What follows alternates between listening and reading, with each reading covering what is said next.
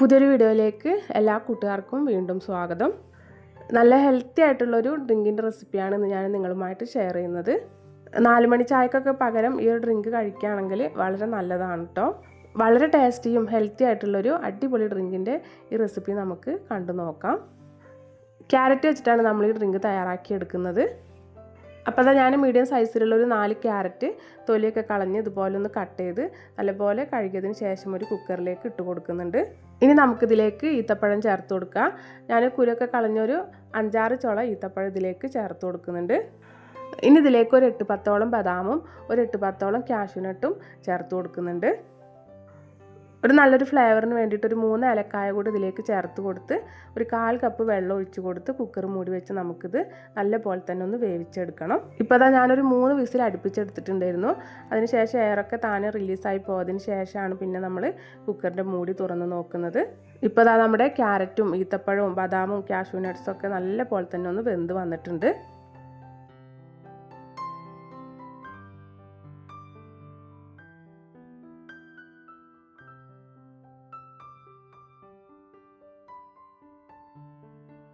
ഇനി നമുക്ക് ഇതിൽ നമ്മൾ ഇട്ട് കൊടുത്തിരുന്ന ബദാമൊക്കെ ഒരു പാത്രത്തിലേക്ക് മാറ്റിയതിന് ശേഷം അതിൻ്റെ തൊലി ഒന്ന് കളഞ്ഞെടുക്കാം. ബദാം നല്ലപോലെ തന്നെ വെന്തതുകൊണ്ട് തൊലിയൊക്കെ പെട്ടെന്ന് നമുക്ക് കളഞ്ഞെടുക്കാൻ പറ്റും.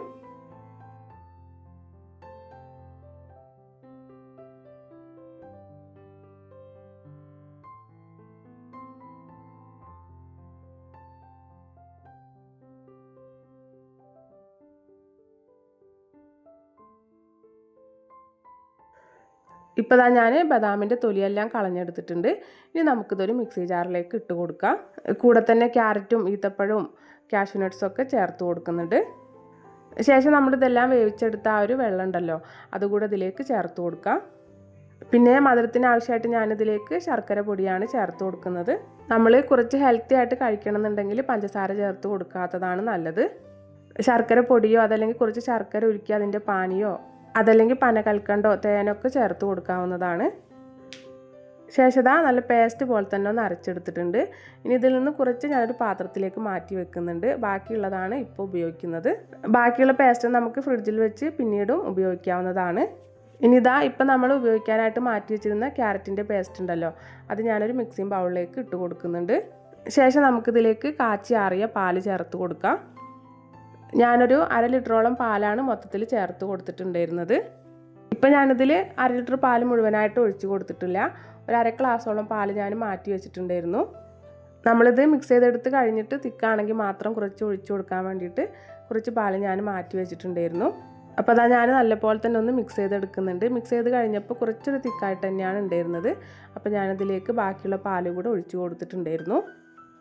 വീണ്ടും നന്നായിട്ടൊന്ന് മിക്സ് ചെയ്ത് കൊടുത്തതിന് ശേഷം ഇതിലേക്കായിട്ട് കുറച്ച് സബ്ജാ സീഡ് ഒന്ന് കുതിരാനായിട്ട് മാറ്റി വെച്ചിട്ടുണ്ടായിരുന്നു. അത് ഇതിലേക്ക് ചേർത്ത് കൊടുക്കാം.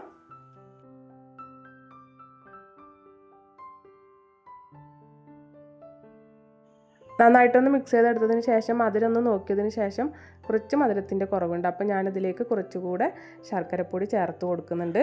ഈത്തപ്പഴത്തിൻ്റെ ആ ഒരു മധുരമൊക്കെ ഇതിലുണ്ട് കേട്ടോ. പിന്നെ കൂടുതൽ മധുരം വേണമെന്നുള്ളവർക്ക് അതിനനുസരിച്ചുള്ള മധുരമൊക്കെ ചേർത്ത് കൊടുത്താൽ മതി.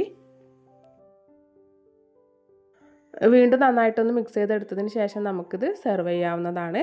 അപ്പോൾ ഞാനിത് സെർവ് ചെയ്യുന്ന സമയത്ത് കുറച്ച് ഐസ് ക്യൂബ് ഇട്ടിട്ടാണ് സെർവ് ചെയ്തിട്ടുണ്ടായിരുന്നത്. അപ്പോൾ അതൊക്കെ ഓപ്ഷണലാണ്, വേണമെന്നുണ്ടെങ്കിൽ ചേർത്ത് കൊടുത്താൽ മതി. അപ്പോൾ നല്ല ഹെൽത്തിയും വളരെ ടേസ്റ്റി ആയിട്ടുള്ളൊരു ഡ്രിങ്കാണ് കേട്ടോ ഇത്. ക്യാരറ്റും ഈത്തപ്പഴമൊക്കെ ഉണ്ടെങ്കിൽ പാലൊക്കെ വെച്ച് നമുക്ക് പെട്ടെന്ന് ഇത് തയ്യാറാക്കി എടുക്കാൻ പറ്റും. പിന്നെ 4 മണി ചായക്കൊക്കെ പകരമായിട്ട് നമുക്കിത് കുടിക്കാവുന്നതാണ്. അപ്പോൾ എല്ലാവരും ഒന്ന് തയ്യാറാക്കി നോക്കണേ. വീഡിയോ ഇഷ്ടപ്പെട്ട ലൈക്ക് ചെയ്യാൻ മറക്കരുത്. അടുത്ത നല്ലൊരു റെസിപ്പിയുമായിട്ട് നമുക്ക് വീണ്ടും കാണാം.